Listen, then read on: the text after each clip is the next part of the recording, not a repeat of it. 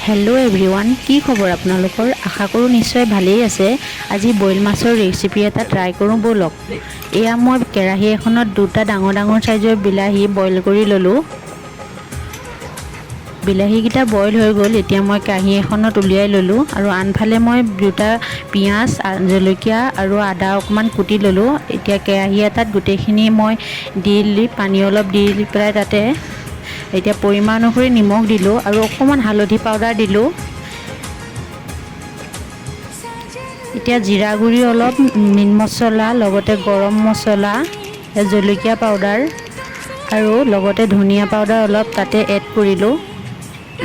আৰু এইখিনি উতল অহাৰ মানে মই আন এটা কেৰাহী পাতি ললো। তাতে মই মাছ দুপিচ অলপ গৰম কৰি ললো যাতে মাছ দুপিচৰ পৰা কেঁচা গোন্ধটো নাইকিয়া হৈ যায়।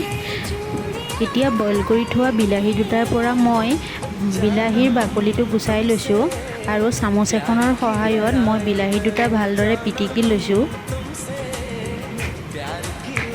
এয়া বিলাহীখিনি মই ভালদৰে পিটিকি ল'লোঁ আৰু মাছ কেইপিচ ভালদৰে অকণমান গৰম কৰি এতিয়া মাছ কেইপিচ মই তাতে এড কৰিছোঁ আৰু লগতে বিলাহীখিনি দি দিছোঁ পিটিকি থোৱা।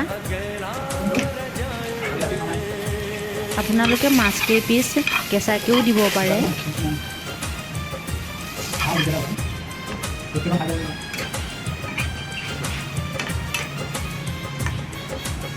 লগতে মই কেঁচা ধনিয়া পাত কেইটামান কুটি ৰাখিছিলোঁ, সেইখিনিও মই এতিয়া তাতে এড কৰি দিম। ধনিয়া পাতটো দিলে খাবলৈ বহুত ভাল লাগে, লগতে ধুনীয়া গোন্ধও ওলায়। ঢাকোন মাৰি কমেও 10 মিনিটৰ বাবে উতল আহিবলৈ দিম। দেখিছে পানীখিনি শুহি গৈছে। ভালদৰে লৰাই লৈ এতিয়া তাতে কুটি ৰখা আলু দুটা মই তাতে এড কৰিছোঁ আৰু তাতে এতিয়া অলপমান পানী দি আৰু ভালদৰে উতলিবলৈ দিম। এয়া পৰিমাণ অনুসৰি পানী দিছোঁ, পানী দি মই ভালদৰে উতলিবলৈ দিম।